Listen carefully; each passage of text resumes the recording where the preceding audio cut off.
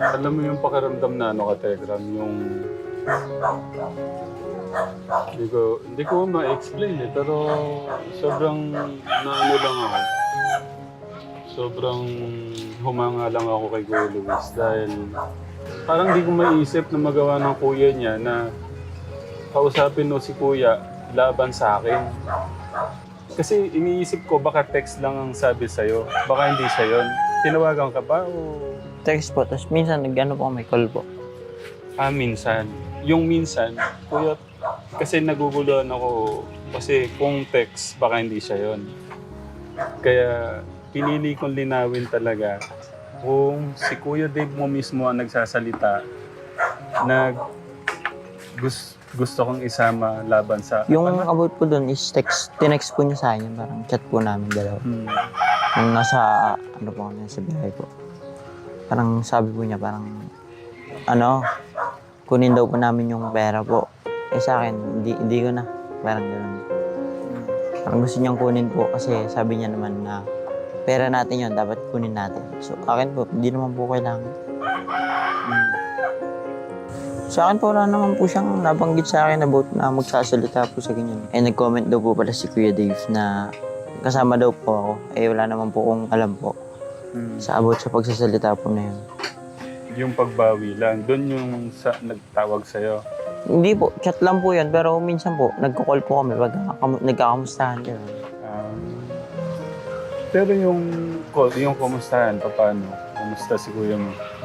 Parang okay naman daw po. Parang sabi po, pag tatawag siya, kumusta ka dyan? Parang ganyan-ganyan. Ano ang balita sa'yo? Parang ganyan. Nagulat niya po nung chinat niya ako na parang, sabi niya, wala na ako dun sa bahay. Parang ganyan. Sabi ko pa naman sa kanya nung di ba, umalis po ako. Sabi niya sa akin na parang paalis na siya na tanong. Sabi ko, pag uwi ko umalis, parang sabi ko, isa para sa'yo naman yan eh. Ako parang mapapabuti ka naman dyan. Parang huwag ka umalis dyan. Huwag mo sayangin yung pagkakataon. Sinad ko pa siya nun. Tapos nung kinabukasan niya tayo na parang ang chat na sa akin, wala na daw po siya dun.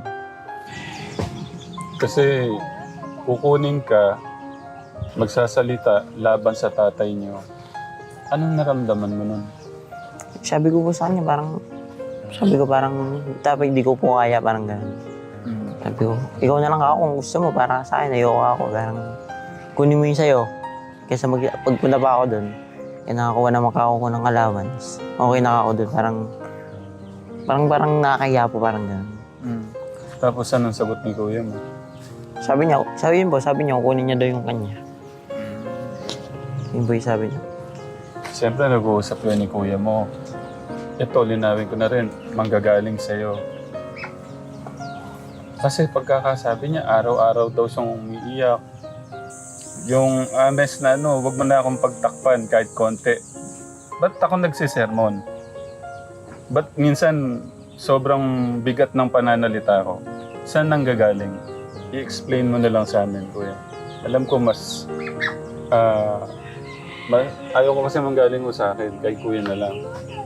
Ba't saan nanggagaling yung sobrang bigat minsan kung magsalita man ako? Siguro po sa paulit-ulit po na nangyayari po na, kunyari, nagkamali ngayon, parang hindi pa rin nababago kahit kahit disiplinahin ka, parang hindi nababago, parang paulit-ulit, parang gano'n po. Bilang isang magulang po, Katekram, siyempre naman po, kung paulit-ulit na yung anak mo sa di ba po? Si kuya kasi parang kumari kakain, tingnan nyo, pinipilit mo, ayaw, parang ganon, yun lang naman. Pero lately lang, kaya sobrang parang ang bigat ng loob ko sa kanya. Yun nga, about doon sa hindi nagpapaalam.